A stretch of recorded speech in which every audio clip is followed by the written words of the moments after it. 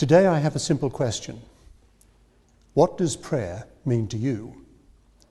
Do you ever feel that prayer is a waste of time? Or that prayer is something that you do when all else fails? Or that only nervous Nellies and pious wimps pray? Christianity is a supernatural faith.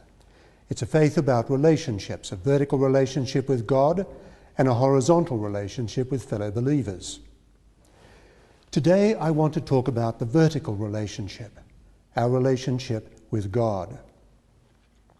In the first part of chapter 1 of the Apostle's letter to the Colossians, Paul thanked God for the faith, love and hope of the Christian believers in the city of Colossae. These people had responded to the breaking news about God and about Jesus Christ, which Paul had called the word of truth. And this brings us to the next words that we read in Colossians chapter 1 and verse 9. For this reason, since the day we heard it, we have not ceased praying for you, Paul wrote. Paul's prayer of thanks to God for the Colossian Christians now gives way to a prayer of petition. And he's praying essentially for two things. First, growth in understanding, and second, growth in Christian living. Notice what he prays, asking God that you may be filled with a knowledge of his will in all spiritual wisdom and understanding. One of the surprising things here is that Paul is not praying for more converts. Even though he has just expressed his excitement that God's good news is touching thousands of people and is growing throughout the world, he prays first and foremost for growth in spiritual maturity.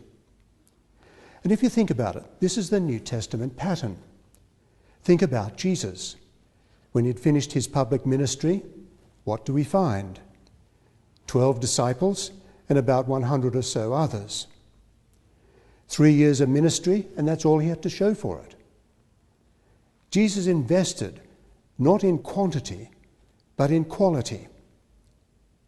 Go for numbers, you see, and it's all too easy to sacrifice spiritual depth. You may have thousands of so-called believers, but you don't have one disciple. Paul's dream was to build quality Christian believers, people who are known for the caliber and the integrity of their lives. So just consider the two growth components that he identified. In verse 9, he prays for growth in their thinking.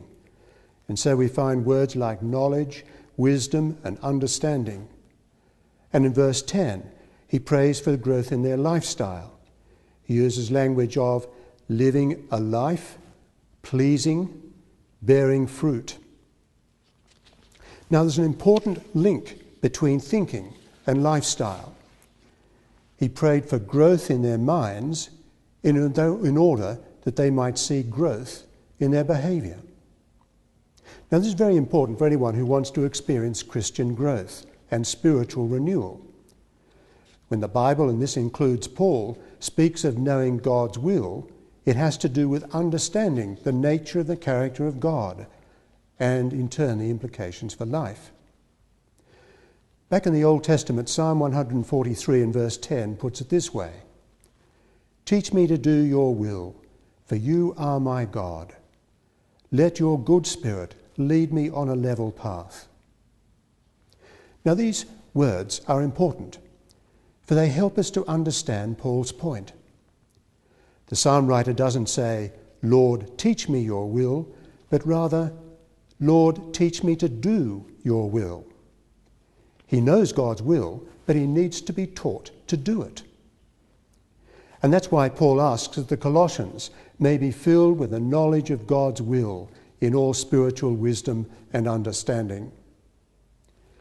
Spiritual wisdom. Well, that can refer to wisdom as defined in the Old Testament, namely the fear of the Lord. Spiritual understanding may have to do with the understanding the nature and the character of God, as revealed in the Old Testament and the New Testament. God as creator, God as rescuer, God is coming amongst us in his own Son, Jesus Christ, both to rule and to serve. God is revealing his expectations of us in the Ten Commandments or the Sermon on the Mount. How different this is from the way that so many people think of the will of God. For most of us, the will of God has more to do with our concerns over what work we do, whom we marry, where we might live. Yes, God is concerned about these matters, but not nearly as much as with the issues of our understanding of Him, of what we're like, how we live, and how we relate.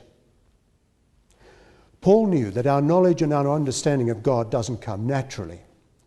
We need to understand God's mind if we are to see things and live life God's way. And that's what Paul's praying for here. So how do we come to understand these things? Well, certainly not by sitting in an armchair, not even by kneeling for lengthy periods in attitude of prayer, and certainly not by some form of meditation or mystical experience or repetitious mantra. Spiritual wisdom and understanding come from digging into the Bible. Now, it's most important we see this, for there are some people who insist that Christian growth only occurs in gigantic leaps. They tell you to go to a Christian conference and get fired up. You're unspiritual one day, you're spiritually alive the next. You need to claim your spiritual maturity, they say. Claim your Christian growth. But I'm sure you can see that's very different from what Paul is saying here. He is saying that Christian spirituality is a process which involves growth. And notice he uses that word grow. And notice that the key to the growth is not faith, but understanding. Churchgoers are sometimes accused of having no brains. Paul's words here implies quite the contrary.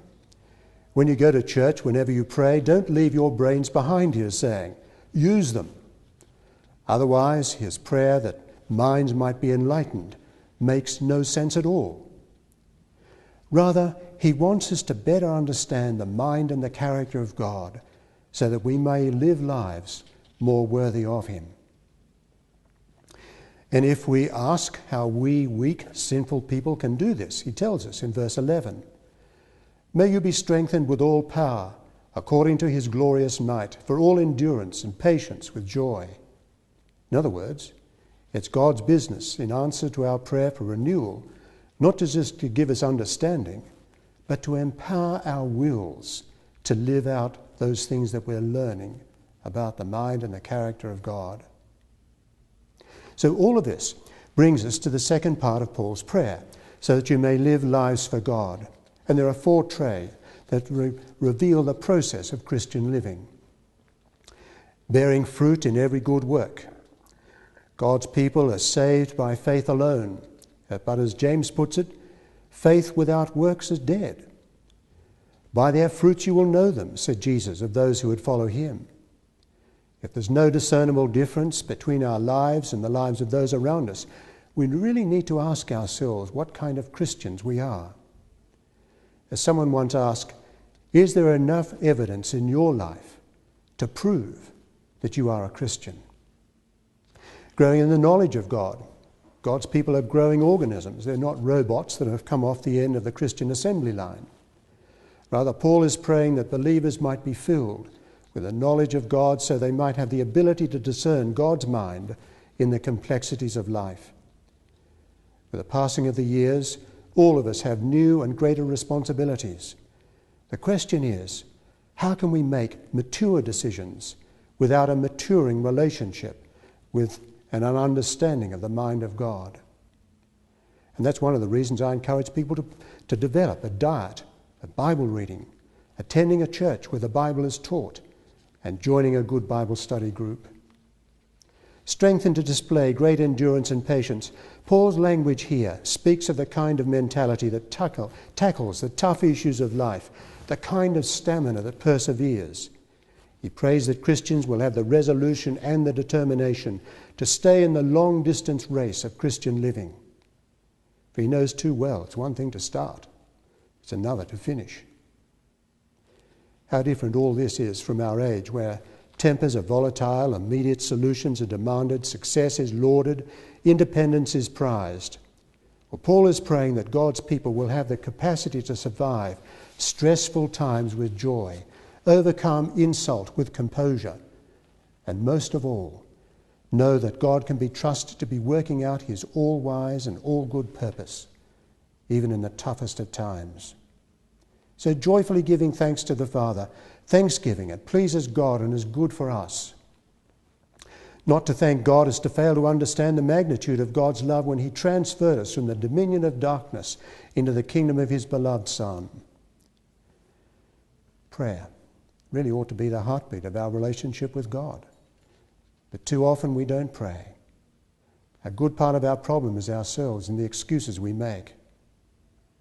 You know, one of the first things that challenged me to pray was that Jesus prayed. If the Son of God prayed, how much more do I need to pray? Jesus taught us to call God Father, but we can't pray in our own strength. We need God's help. Ask, Jesus said, and you will receive that help. Pray to God for help, and the riches of our relationship with him will know no bounds.